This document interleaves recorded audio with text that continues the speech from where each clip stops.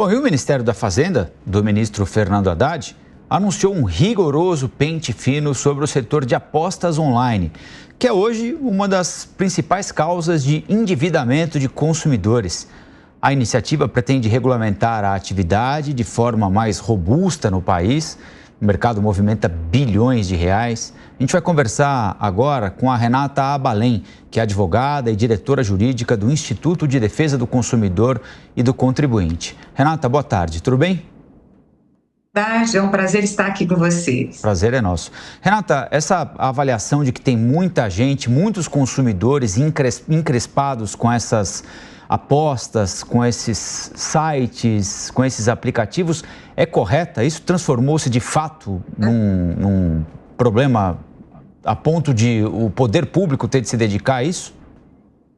Um problema, inclusive, de saúde pública. Para você ter uma ideia, desde 2018, as empresas de aposta começaram a trabalhar no país e sem regulamentação.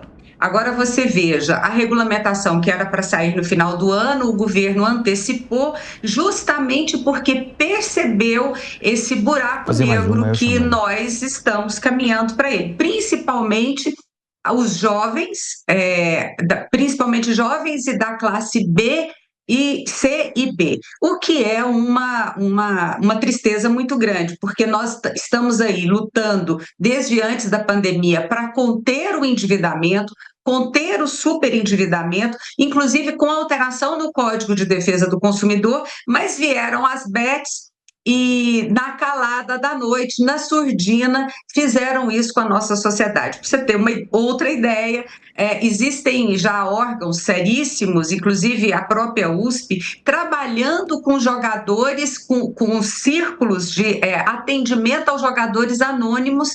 Tamanho é o vício desse extrato da sociedade. Renata, tem uma coisa que é óbvia, que é, para quem mesmo não é operador do direito, que é o direito de o consumidor apostar, quando quiser apostar, numa empresa legal, transparente, que tenha sorteios que sejam verificados, que haja alguma espécie de consultoria a respeito do funcionamento daquela empresa, isso é óbvio.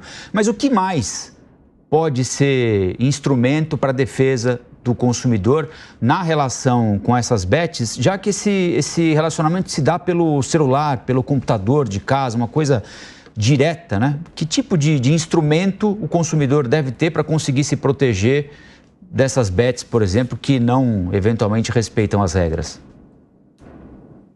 Nós não temos uma educação financeira estipulada no país. Nós não fomos educados financeiramente, nem a minha geração, nem a sua geração e nem essa geração que está aí teve uma educação financeira que pudesse cuidar e solidificar o entendimento sobre dinheiro, sobre aposentadoria, sobre como gastar e o que gastar.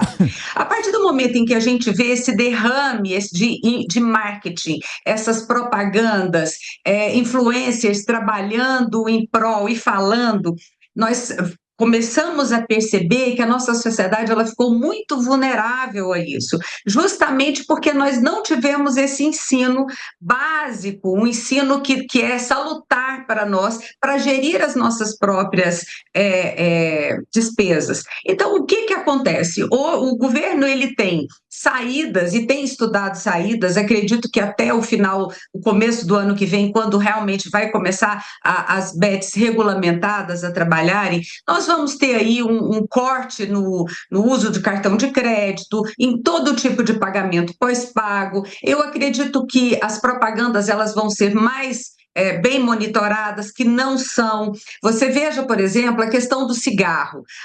O cigarro, quando começou a veicular nas embalagens do cigarro aquelas propagandas tão chocantes, nós começamos a ter um decréscimo de consumidores de cigarro. E eu acredito que vai ser este o caminho das bets. A propaganda ela tem que ser ostensiva para que o consumidor entenda que aquilo ali não é uma coisa tão fácil como as propagandas dizem ser. O Diego Tavares tem uma pergunta para fazer para a senhora também. Diego? Boa tarde, doutora Renata. Um grande prazer conversar com a colega aqui no Fast News. Doutora, nós sabemos que muitas vezes as pessoas fazem as suas apostas e, de fato, existe esse problema da ludopatia, que é o vício nesses jogos eletrônicos e jogos de maneira geral. A pessoa que, por acaso, ela é acometida desse mal e acaba gastando todo o seu dinheiro, acaba prejudicando a própria subsistência através do vício, da compulsão pelo jogo. Existe, dentro do Poder Judiciário, alguma resposta efetiva em face das bets, considerando todos os argumentos que você trouxe aqui, de que se trata de um mercado novo, que apareceu subitamente na realidade do brasileiro, já existe algum posicionamento sedimentado na jurisprudência dos tribunais sobre esse caso da pessoa que, por podemos chamar de uma doença, né, por esse problema com os jogos, acaba perdendo muito do seu patrimônio, né? grande parte dos rendimentos? Vício. Exatamente, nos jogos? Veja, eu talvez, e raciocinando em direito, se me permite, nós poderíamos fazer uma analogia com a lei do superendividamento, que ela fala que a instituição que empresta, ela também é responsável pelo crédito, mas não é o caso. Então, seria uma analogia que, não, ao meu ver, pelo menos agora, nesse instante, não cola. O que nós vamos ver é o governo se movimentando para ajudar a saúde dessas pessoas, a saúde emocional, a saúde física. A gente vê casos que são tristíssimos, casos sérios, inclusive casos, assim, tem estudos que falam que dentre os superendividados, os endividados por causa de jogos, a cogitação à ruína, a cogitação ao suicídio é muito grande. Mas não vejo, para te responder, uma salvaguarda do Poder Judiciário, pelo menos neste momento, para essas pessoas que se superendividam por causa dos jogos. Bom, nós conversamos com Renata Balém, que é advogada e diretora jurídica do Instituto de Defesa do Consumidor e do Contribuinte. Doutora, muito obrigado pela entrevista e bom sábado para a senhora. Muito obrigada, bom sábado para você e para quem está nos acompanhando. Até logo. Até logo.